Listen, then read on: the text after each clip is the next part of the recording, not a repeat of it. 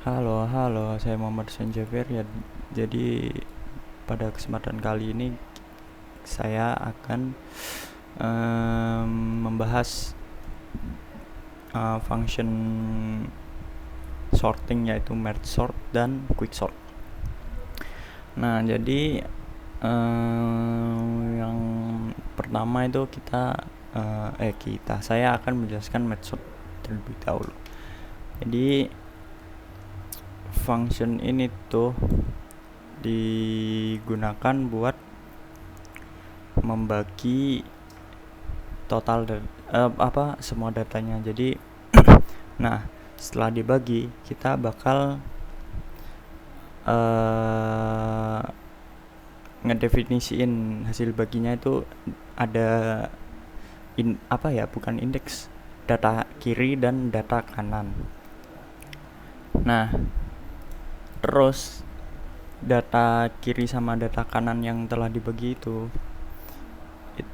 dimasuk ke loop ini. Jadi ibaratnya tuh jika indeks 0, jadi ini kenapa I sama dengan J sama dengan K sama dengan 0.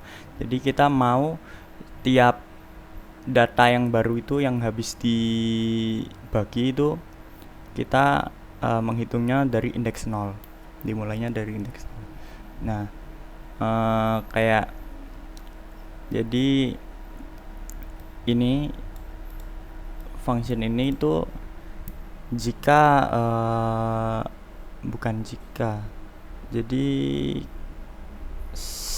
tiap data tiap list list. Jadi tiap list kiri dan kanan itu kita bandingkan tiap indeksnya. Jadi soalnya indeks 0 di kiri sama indeks 0 di kanan tuh kita bandingkan lebih kecil yang mana. Jika indeks yang lebih kecil maka akan masuk ke array baru, yaitu K, tempat akhir gitulah. Jadi ibarat kayak ada box isinya buku, terus kita mau masukin ke rak buku. Nah, gitulah. Rak buku itulah yang jadi array K-nya.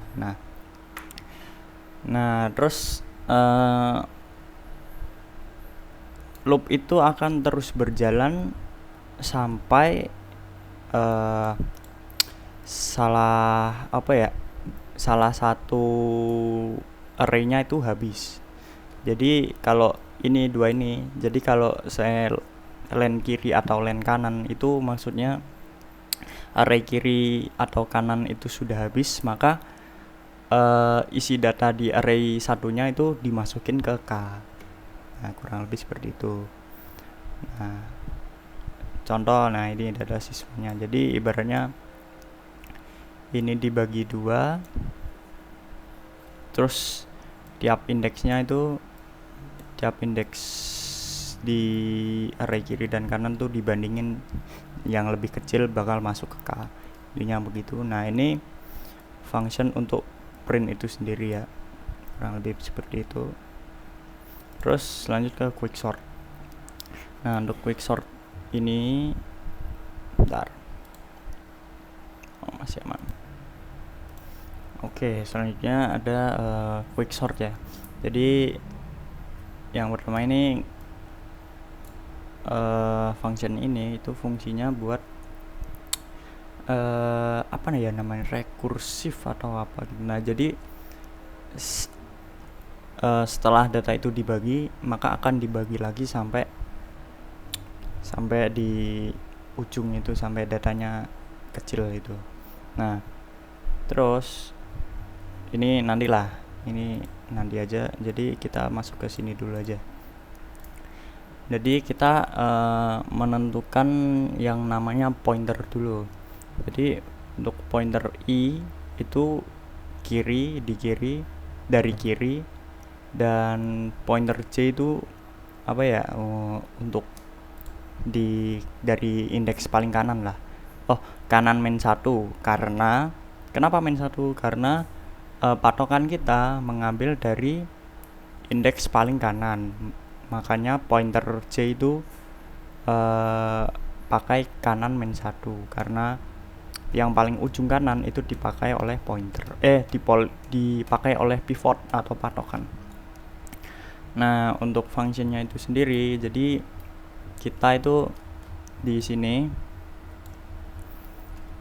itu jadi pointer I sama J itu jalan lah dari masing-masing. Kalau J kan dari kanan, I dari kiri. Nah, I itu berjalan di indeks dari 0, 1, 2, sekian.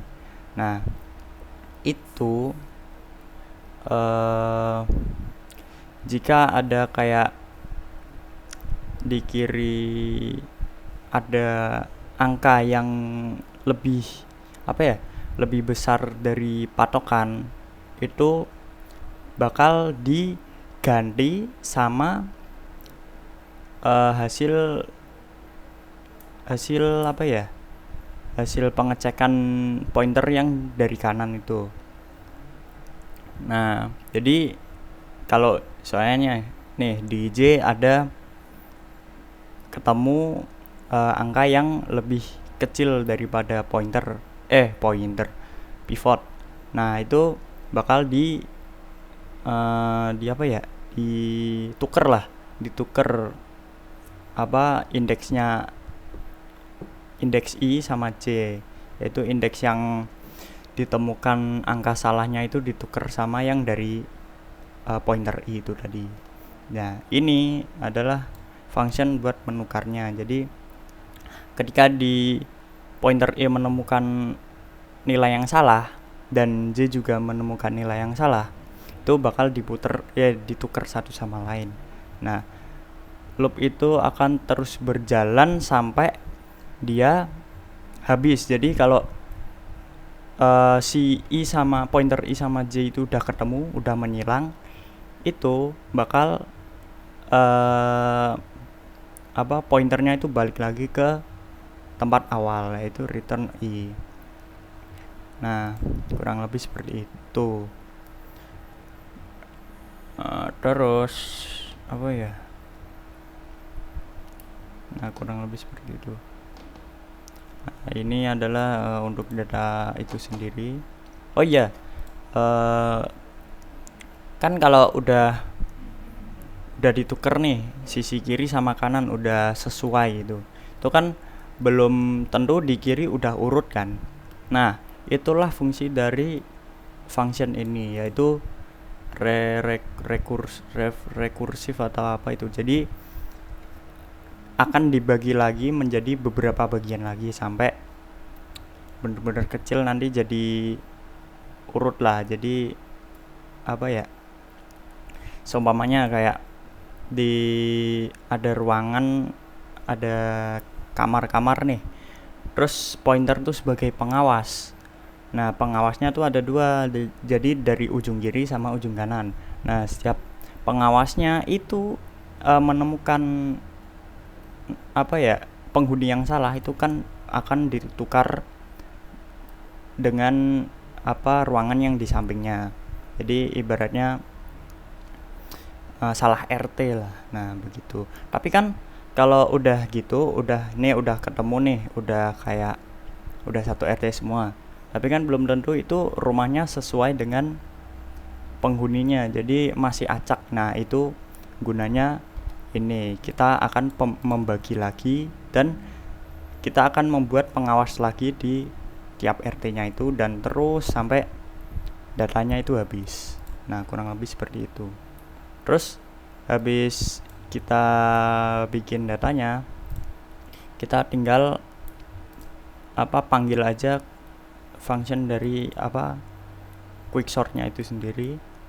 Terus kita tinggal print, maka akan terurut. Terima kasih. Wassalamualaikum warahmatullahi wabarakatuh.